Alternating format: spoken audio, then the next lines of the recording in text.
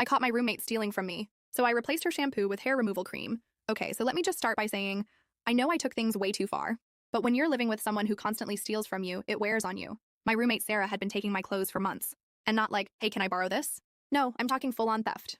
I'd find my favorite sweater shoved in the back of her closet with the tags cut out, or my jeans, my brand, new jeans, sitting in her laundry basket with some weird coffee stain. I definitely didn't put there. Every time I brought it up, she'd just laugh. Relax, we're the same size. It's not a big deal. But then, she crossed the line. One night, I went to grab the necklace my grandmother gave me before she passed. It's gold, delicate, and one of the most meaningful things I own. But it was gone. I tore apart my jewelry box. Nothing. That's when I snapped.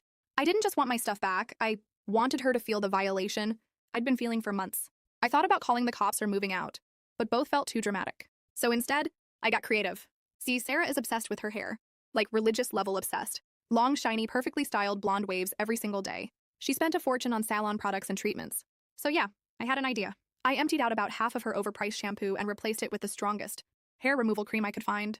I figured maybe a few uneven spots would knock her down a peg, but nothing permanent. Just a reality check.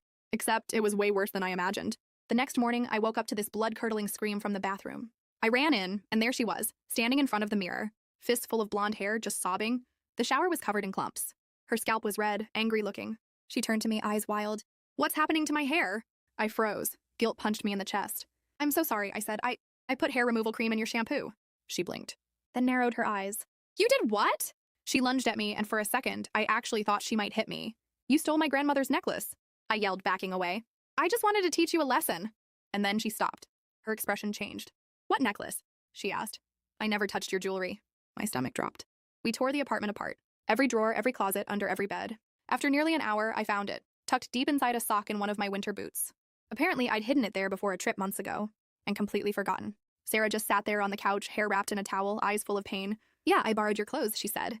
But I always returned them. I would never steal something like that. She wasn't innocent, but she didn't deserve that. The next day, she moved out. I paid for her emergency salon visit, but there wasn't much they could do. She left with a pixie cut she hated, and chemical burns that needed actual medical treatment. I offered to pay for that too.